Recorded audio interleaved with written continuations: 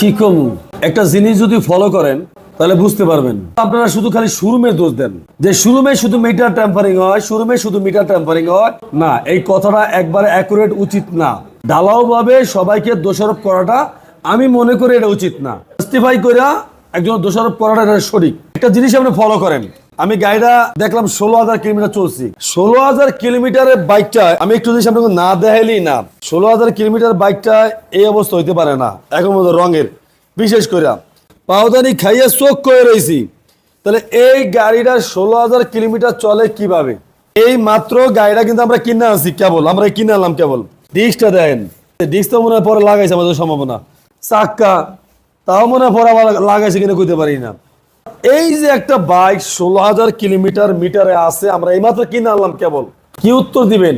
আয়া তো কইবেন ভাই 16,000 চলছে, আপনারা মিটার টেম্পারিং করছেন। দোস্ত ঢালা